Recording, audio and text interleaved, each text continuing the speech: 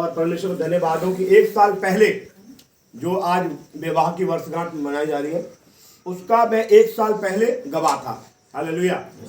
और ये शादी परमेश्वर ने मुझे ही पढ़ने के लिए मौका दिया। प्रभु के नाम का महिमा हो। और एक बार फिर परमेश्वर यहाँ पर लेके आया है। और ये शादी का जो वर्षगांठ का जो मामला होता है, मैं हमेशा पति पत्नी लोगों से जो जोड़े हैं उनसे कहता हूँ कि उन वायदों को याद करो जो तुमने खुदा के हुजूर में और जमात के हुजूर में किए थे। जो भी वायदा किया है कि मैं दुख में सुख में है साथ रहूंगा, गरीबी में अमीरी में है, ऐसा लिखा हुआ तुझसे मिला रहूंगा, तेरी खबरगिरी करूंगा, इसका मतलब। और लिखा हुआ है औरों को छोड़, ऐसा वचन है। जो आपने वायदा किया है उन वायदों को याद करने का दिन है और कोई बात खास नहीं है। दूसरी बात मैं बताना चाहता हूं, क्योंकि मेरी शादी को 16 साल हो गए और शादी का मामला ऐसा है कि 1 साल अच्छी तरीके से एनिवर्सरी को हम सेलिब्रेट करते हैं, दूसरी साल भी करते हैं, और तीसरे साल मालूम क्या होता है? 1 साल होता है तू चंद्रमुखी मैं सूर्यमुखी, और दूसरी साल तू मुझसे दुखी मैं तुझसे दुखी। और प्रेज़ द लॉर्ड। अभी तो बच्चे याद दिलाते हैं। अभी मेरा बेटा 14 साल का हो गया, 14 साल का हो गया, 15 में हो जाएगा। वो कहता है पापा आज आपको मालूम है आज 14 फरवरी है। मैंने बोला 14 फरवरी क्या है? कि आपकी शादी हुई थी। मैंने बोला दुर्घटनाओं को याद नहीं करती। मैं बोल के उनसे टाल जाता हूँ। लेकिन रियल बात क्या है, वास्तविकता क्या है कि मैं आपको बताना चाहता हूँ सुखी जीवन के नियम, सुखी वैवाहिक जीवन के 3 नियम बताना चाहता हूँ, ज्यादा नहीं, क्योंकि बहुत लंबा हो जाएगा, आप लोगों को भी जाना है। Praise the Lord. तो इसीलिए मैं बताना चाहता हूँ सुखी वैवाहिक जीवन के नियम, क्योंकि वचन में लिखा हुआ है विवाह सब बात में आदर की बात समझी जाए। हालेलुया। इब्रानियों में लिखा हुआ है 13:4 में, आपको सबको मालूम है। और ऐसा लिखा हुआ है विवाह सब बात में, जितनी भी संसार में बात है उसमें विवाह को परमेश्वर ने आदर को दिया है, क्योंकि विवाह को, पहला विवाह अदन के बगीचे में परमेश्वर ने ही स्टैब्लिश किया था। Hallelujah, hallelujah. परमेश्वर ने स्टैब्लिश किया था। और वचन में लिखा हुआ है कि अगर मैं उसमें अगर मर्द और औरत के विषय में बात करूं तो बहुत लंबी कहानी हो जाएगी, क्योंकि मेरा YouTube पर एक वचन है, अगर आप सुनना चाहेंगे स्त्रियों के विषय में, कि स्त्रियों का भाग, बाइबल में स्त्रियों का भाग मैंने YouTube पे डाला है। उसमें मैंने बताया है कि परमेश्वर ने हब्बा को क्या बोला कि ये आदम की क्या है? सहायक। क्या मैंने बोला? सहायक। और सहायक बाइबल में 3 लोगों के लिए बोला गया है। पहला हब्बा को, दूसरा यहोवा को, तीसरा पवित्र आत्मा को। अगर दोबारा गौर करेंगे, पहला हब्बा को, दूसरा परमेश्वर यहोवा को, और तीसरा लिखा हो पवित्र आत्मा आएगा, वो तुम्हारे लिए सहायक है। तो इसका मतलब अगर हब्बा का अगर दर्जा देखे, मैंने एक डाला है, वुमेन्स डे पर डाला था मैंने YouTube पर, कि उसमें वचन है कि हब्बा, यहोवा और पवित्र आत्मा, कितना ऊंचा दर्जा हो गया। अगर देखा जाए तो कितना ऊंचा दर्जा हो गया, हब्बा, यहोवा और पवित्र आत्मा। लेकिन मैं आपको 3 बातें बताना चाहूंगा सुखी वैवाहिक जीवन के विषय में, कि हमारे सुखी वैवाहिक जीवन कब होगा। आप मेरे साथ अगर निकाल सकते हैं तो निकालिएगा। सौपदेशक की किताब, उसका 4 अध्याय, उसका 12वां वचन पढ़ेंगे जी। सौपदेशक उसका 4 अध्याय, उसका 12वां पद पढ़ेंगे। यदि कोई अकेले पर प्रबल हो तो हो, परंतु 2 उसका सामना कर सकेंगे जी। जो डोरी 3 तागे से बटी हो वह जल्दी नहीं। ऐसा लिखा हुआ है यदि कोई अकेले पर प्रबल हो तो हो, परंतु 2 उसका सामना कर सकेंगे। जो डोरी 3 तागे से बटी हो वो जल्दी टूट नहीं। अब 3 दावा कौन सा है मालूम है? पति, पत्नी और परमेश्वर। Hallelujah, hallelujah. दुनिया वाले तो बोलते हैं पति, पत्नी और बो, लेकिन बाइबल बताती है पति, पत्नी और परमेश्वर। जब पति पत्नी के बीच में परमेश्वर रहेगा तो वो परिवार, वो वैवाहिक जीवन सुखी रहेगा। आमीन, हालेलुया। प्रॉब्लम क्या है कि आज पति और पति के बीच में क्या नहीं है? परमेश्वर नहीं है। आज मैंने देखा है पत्नी अलग प्रार्थना करती है, पति अलग प्रार्थना करता है। कभी कभी तो ड्यूटी का समय होता है तो दोनों के लिए समय नहीं है, और इस वजह से दोनों साथ तो रहते हैं लेकिन उनके बीच में कौन नहीं है? परमेश्वर नहीं है। और आजकल तो हो गया है 3 धागों में अगर बोले पति पत्नी और बीच में मोबाइल आ गया है। आज का समय ऐसा हो गया पति पत्नी और मोबाइल आ गया। कई बार ऐसा होता है। और मैं भी एक वैवाहिक जीवन जी रहा हूं, और आपको मालूम है कि आज कोई किसी के लिए कुछ दे या ना दे, लेकिन समय बिताने के लिए क्या देते? फोन। मोबाइल। और मोबाइल इतना दूरी कर देता है, मोबाइल इतना दूरी कर देता है कि मैं कल एक बात बताना चाहता हूँ। परसों संडे को एक फैमिली मेरे पास आया और आकर मुझे एक कंप्लेंट किया किसी ने कि पादी साहब आप प्रार्थना कीजिए, मेरी पत्नी का नाम ये है। मैंने बताया अच्छा क्या हो गया? कि मैं देखता हूँ कि वो 24 घंटा मोबाइल में लगी रहती है। मैं कहती हूँ खाना दे दे तो कहती है गरम वो मैंने रखा हुआ किचन में, अपने आप ले लो। मैं कहता हूँ ये कर दे, वो बिल्कुल सुनती नहीं है। फिर मैंने बोला फिर आगे क्या हुआ? तो उसकी सास ने बोला पास्टर जी मुझे ऐसा लगता है रात में भी 12-12 बजे किसी से बात करती है। और मैं उससे पूछता हूँ कि कौन है? तो कहते हैं मेरे घर वाले। मैं कहने लगा अच्छा पति पत्नी वो में मोबाइल था, घर वाले भी घुसा है। प्रॉब्लम क्या है? पति पत्नी तो वचन में। तो पहली बात मैं बताना चाहता हूँ सुखी वैवाहिक जीवन का, मैं शॉर्टकट बोल रहा हूँ। पति पत्नी के बीच में यदि परमेश्वर है तो वो परिवार आशीष में होगा। Hallelujah, hallelujah. इसलिए पति पत्नी के बीच में परमेश्वर को प्रतिदिन रखना है। हालेलुया। Praise the Lord। आदम हव्वा के बीच में कौन था? परमेश्वर था। और वचन में लिखा हुआ है, उत्पत्ति 3:9 में लिखा हुआ है परमेश्वर आदम हव्वा से मिलने आया करता था। लेकिन प्रेज़ द लॉर्ड, जब उन्होंने परमेश्वर को हटा दिया, हालेलुया, तो उनके बीच में शैतान ने एंटर कर दिया। हालेलुया। इसलिए पहली बात मैं वैवाहिक जीवन को बताना चाहता हूं, पति पत्नी के बीच में कौन होना चाहिए? परमेश्वर होना चाहिए। दूसरी बात मैं बताना चाहता हूं, 1 कुरिन्थियों 7 अध्याय यदि आप निकालेंगे लेकिन आप उससे पहले इफिसियों 5 अध्याय निकालें। इफिसियों 5:31 में एक वचन लिखा हुआ है, वो बाइबल में 3 जगह लिखा हुआ है वचन। इफिसियों 5:31 पढ़ेंगे। 5:31 में क्या लिखा हुआ देखें। इस कारण मनुष्य अपने माता पिता को छोड़कर इस कारण मनुष्य अपने माता पिता को छोड़कर अपनी पत्नी से मिला रहेगा, अपनी पत्नी से मिला रहेगा और वे दोनों एक तन होंगे।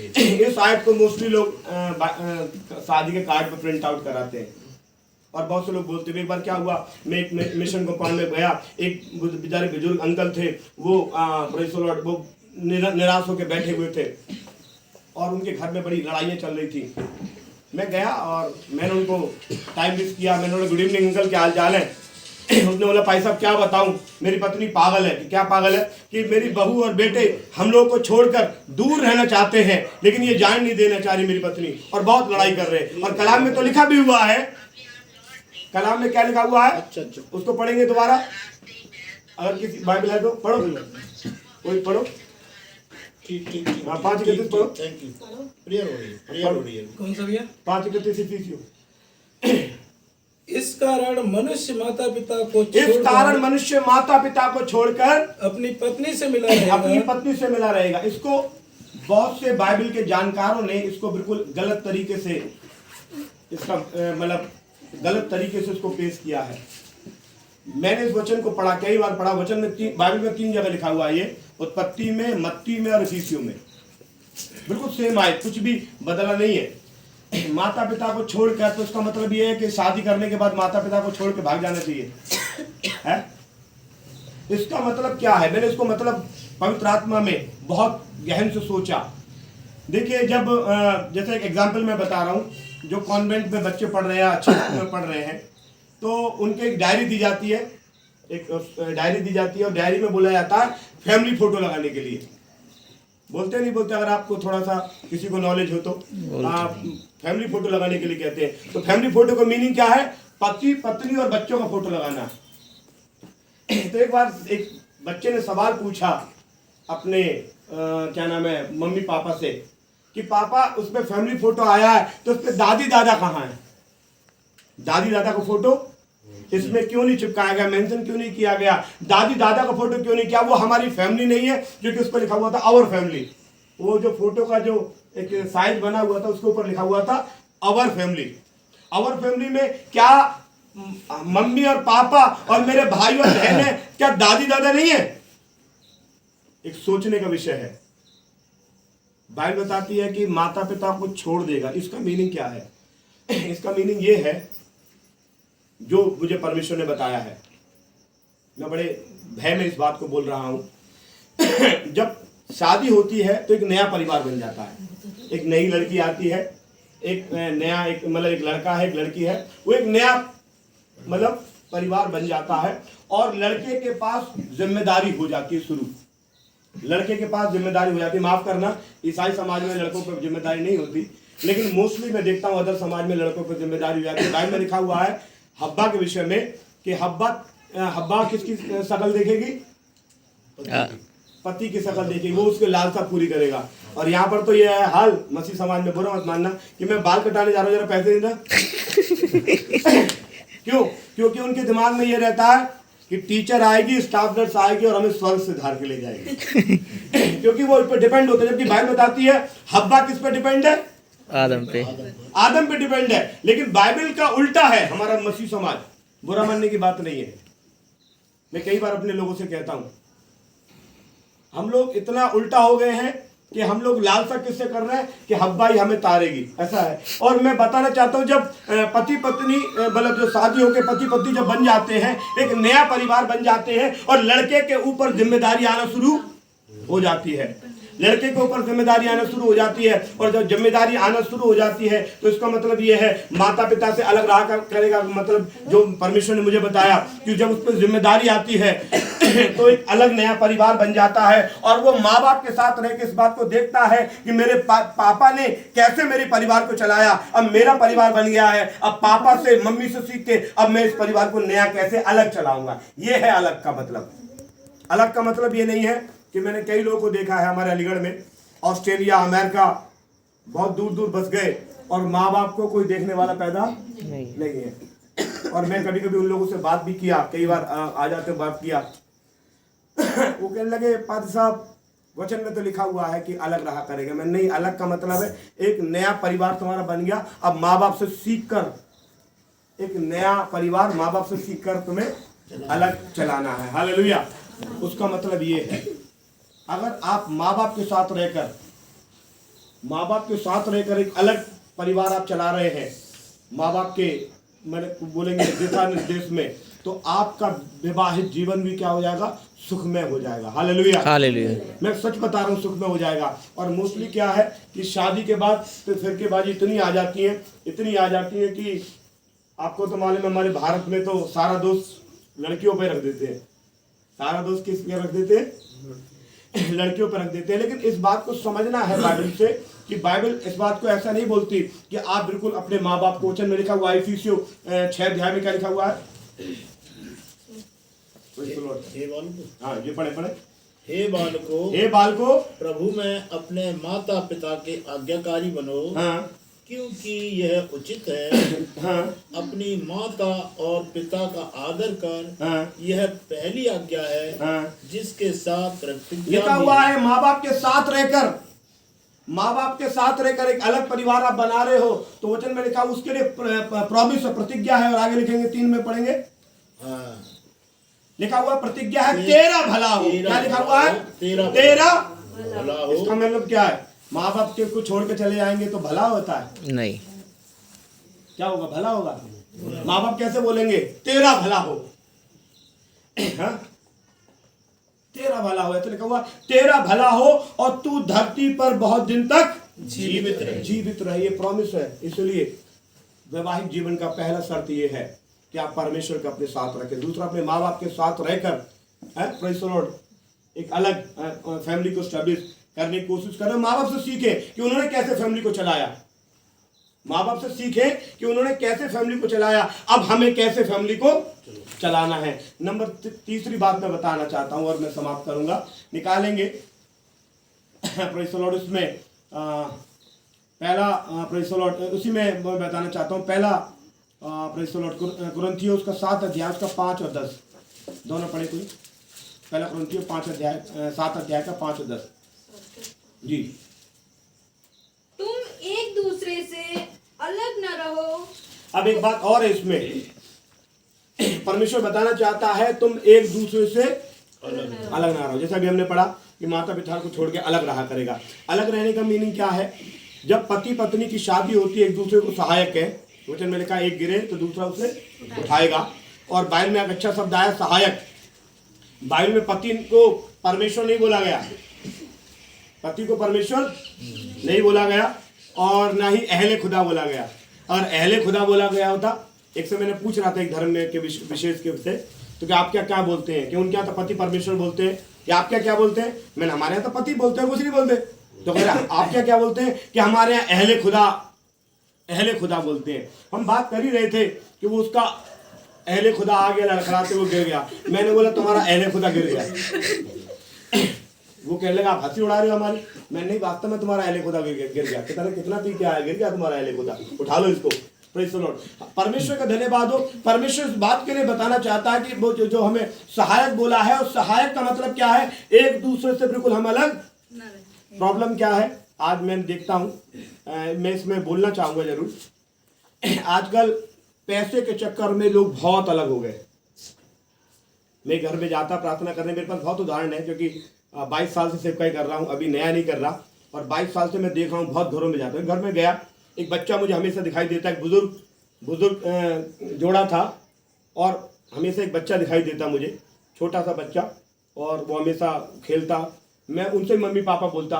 बाद में मैंने बोला आंटी सॉरी, ये आपका बच्चा तो हो नहीं सकता, ये तो अभी 3 साल का है, या अभी आपका बच्चा कैसे हो जाएगा? कि नहीं, ये हम इनके नानी नाना है, ये मेरी बेटी का बेटा है। मैं दैट्स वेरी गुड।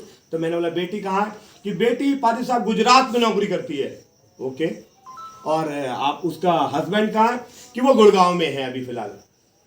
फिर मैंने बोला वो लोग दोनों आपस में बातचीत कैसे करते हैं? वीडियो कॉल है तो सही, मैंने बोला ना, फिर वो मोबाइल आ गया, वीडियो कॉल से बात कर लेते हैं। और बच्चों को दोनों लोग क्या करते हैं आजकल? वो ग्रुप वीडियो कॉल व्हाट्सएप पे ना ग्रुप कॉल हो रहे, पति इधर से जुड़ रहा, पत्नी इधर से जुड़ रहे, और नानी नाना बच्चों को लेकर इधर से जुड़ रहे हैं। और वो जब आते हैं, वो कई बार आते हैं, एक बार कुछ थैंक्सगिविंग की प्रार्थना थी, वो लोग आए, दोनों पति पत्नी इस तरीके से बात कर रहे थे अनजान जैसे। और वो बच्चा भी उनको दीदी भैया नानी नाना से क्या बोल रहा है? वो पापा मम्मी पापा। मैं सोच रहा था, फिर मैंने बोला सिस्टर आपको कितना पैसा मिलता? वो इंजीनियर है। तो उसने बोला पादी साहब मुझे 86,000 रुपये मिलता। मैंने उसके आदमी से पूछा आपको कितना मिलता? उसको भी एक अच्छा मिल रहा है। मैंने बोला उसके बाद आपका जीवन क्या है? मैंने बोला आप पति पत्नी बैठ के बातचीत कब करते हैं? कि पादी साहब हम तो रोज रात में बात करते हैं। मैंने बोला ओहो, वचन क्या बता रहा है? ये क्या बोल रहे हैं? वचन में क्या लिखा हुआ पढ़े तो उसको पढ़ दो थोड़ा। 7:5 जी। तुम एक दूसरे से अलग न रहो। बाइबल बताती है तुम एक दूसरे से अलग न शादी रहो। इसलिए की जाती है ताकि साथ साथ रहे, लेकिन एक दूसरे से अलग ना हो, परंतु केवल कुछ समय तक आपस की सम्मति से हाँ कि प्रार्थना के लिए अवकाश मिले। जी। ऐसा लिखा हुआ कुछ समय कि आपस की सहमति प्रार्थना के विषय में है, लेकिन उसका थोड़ा 10 भी पढ़ दे जी। इसी का 10वां जी। जिनका विवाह हो गया है, ऐसा लिखा हुआ है जिनका विवाह हो गया है उनको मैं नहीं वरन प्रभु आज्ञा देता है। मैं नहीं आज्ञा देता। ऐसा लिखा हुआ पौलुस कहते हैं मैं आज्ञा नहीं देता वरन प्रभु आज्ञा देता है कि पत्नी अपने पति से अलग ना हो। ऐसा लिखा हुआ है पत्नी अपने पति से अलग ना हो। अभी हमने थोड़ा ऊपर पढ़ा था, अभी उसमें एक बात लिखा हुआ था कि तुम प्रार्थना के लिए ऐसा लिखा हुआ है प्रार्थना के लिए अवकाश मिले, फिर एक साथ रहो, ऐसा ना हो तुम्हारे असंयम के कारण शैतान तुम्हें। जब आप देखिए, मैं एक बात बताना चाहता हूँ, जब किसी से ज्यादा दूर रहते हैं ना, तो वास्तव में एक नेचुरल बता रहा हूँ, उससे दूरी हो जाती है। किसी से दूर रहते हैं तो दूरी हो जाती है। मैं एक जोड़े को मैं जब भी देखता हूँ अलीगढ़ में, अभी तो वो मेरठ चले गए, मैं उनको लिए जब भी देखता हूँ दिल से दुआ देता हूँ, खुदा बाप ये दोनों बने रहें, क्योंकि मैंने उनको कभी बिछड़ते हुए नहीं देखा, कभी नहीं देखा। इवन उनके बच्चे प्रेज़ द लॉर्ड डायरेक्टर जैसे पद पे हैं, हेल्थ डिपार्टमेंट में डायरेक्टर है, भारत सरकार में, बहुत बड़ी बात है। और एक बेटा उनका बैंक में है।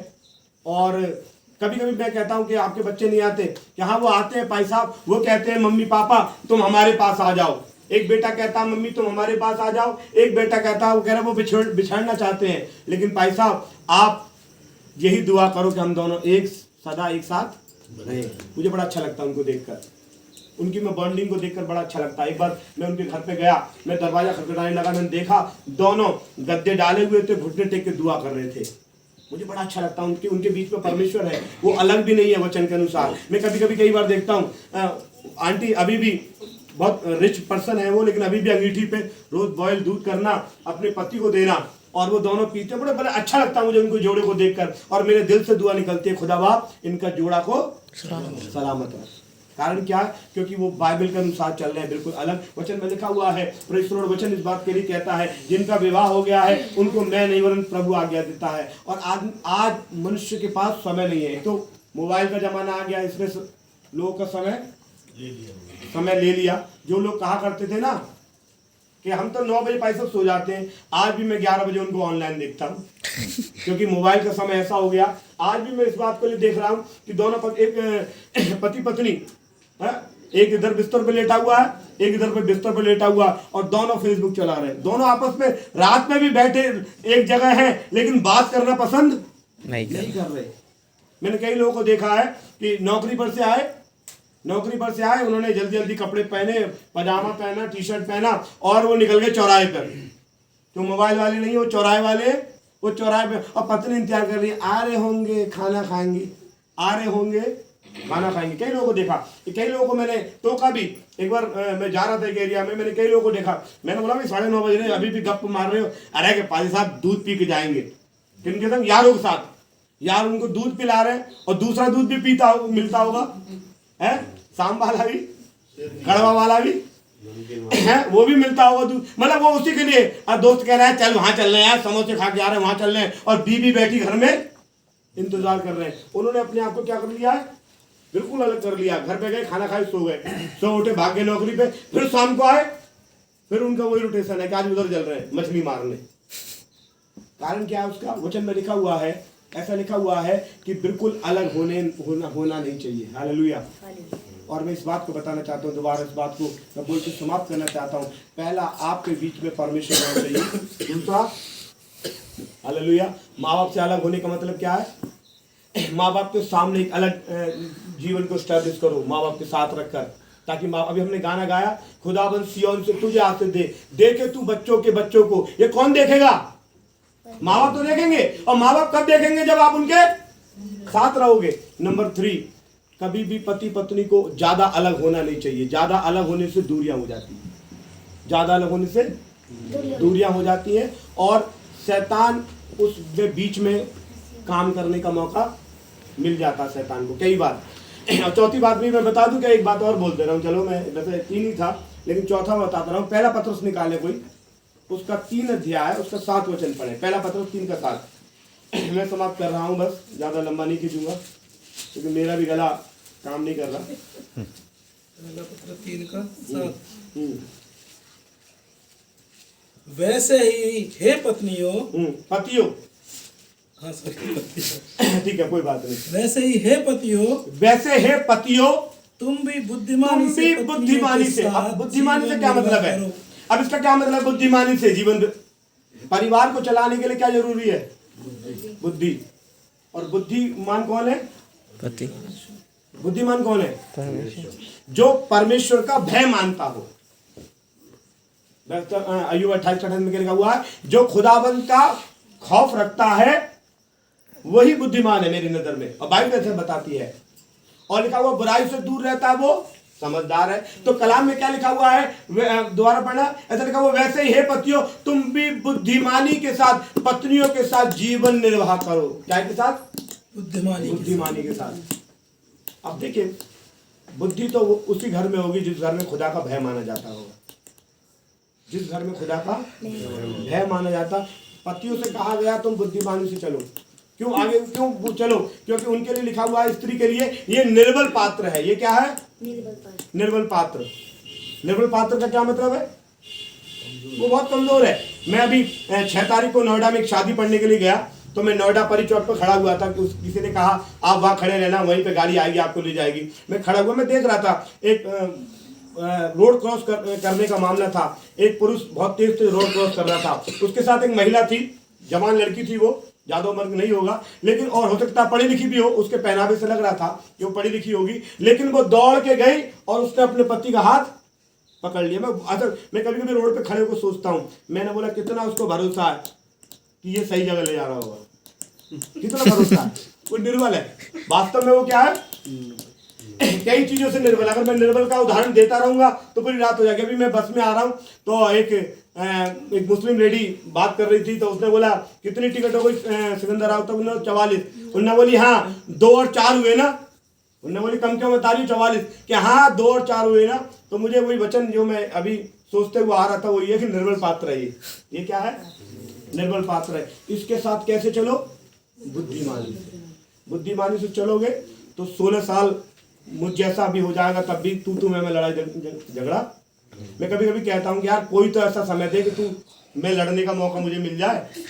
क्योंकि मैं एक बात समझता था, मैं जब शादी हुआ, शादी से पहले इस बात को मैं समझता हूँ कि मैं हूँ पास्टर आदमी। मैं सोचा करता था अपने जीवन के विषय में, मैं पादरी आदमी हूँ और दुनिया मुझसे सलाह लेने के लिए आती है। कोई मेरे घर पे मजमा लगाने ना आए, कोई मेरे घर पे कहीं मत। क्योंकि मैं आजकल देख रहा हूँ इस समय डिवोर्स की सबसे ज्यादा स्थिति है। इस वजह से मैं कहता था कि कहीं कोई मजमा लगाने ना आए। इसी वजह से मैंने बुद्धिमानी से 16 साल परमेश्वर ने मुझे बुद्धिमानी दिया। हालेलुया। बुद्धिमानी के साथ। ऐसा नहीं है मेरा पत्नी है, मेरे बच्चे हैं, मैं उनके साथ कैसे पेश करता हूँ? बुद्धिमानी से। और बुद्धिमानी कहाँ से लाता हूँ? बाइबल से। वो कभी कभी कहते हैं ऐसे नहीं, ऐसे कर लो। नहीं बेटा, हम लोग प्रभु के लोग, हमें ऐसे नहीं, ऐसा करना चाहिए। अपनी पत्नी को समझाता हूँ ऐसे, क्योंकि जब मैं जिस बैकग्राउंड से हूँ वो है पेंटिकोस्टल बैकग्राउंड, और मेरा पत्नी जिस बैकग्राउंड से है, जब मैं शादी के बाद मैं वो 4 बजे उठने की आदत, उठ के hallelujah hallelujah praise the Lord praise the Lord, तो मेरी पत्नी कहती थी ये क्यों चिल्लाता है? उसके दिमाग में आया ये क्या बोलते हैं क्या? तो एक दिन उन्होंने बोला, पादी साहब भी बोलती है मुझसे, पादी साहब एक बात बोलूं कि हाँ, क्या आप ये कौन सी भाषा बोलते हैं? आप ये इतना चीखते क्यों? मैं कह रहा यार, तो मैंने एक पास्टर से बात किया। मैंने बोला पास्टर, तो उन्होंने बोला कौन सा बैकग्राउंड से लड़की? मैंने बोला अच्छा, कभी क्योंकि उन्होंने बोला एक सेम बैकग्राउंड से हो तो समझ में आता है। फिर मैंने बोला धीरे धीरे उसको मैं पेंटिकोस्टल बैकग्राउंड में ले जाने लगा, उपवास प्रार्थनाओं में ले जाने लगा। वहाँ पर चिन्ह चमत्कार होने लगे। उसने देखा, और उसने देखने के बाद देखा कि ये जीवन, जो जीवन में जी रही थी, वो कहती है मैं 7 पीढ़ी से क्रिश्चियन हूँ। कभी कभी बात आती है ना, तो कहती है मैं 7 पीढ़ी से क्रिश्चियन हूँ। तो उसने उस जिंदगी को देखा और इस यीशु मसीह वाले जीवन को देखा, और उसको समझ में आने लगा कि हाँ क्या सही है क्या।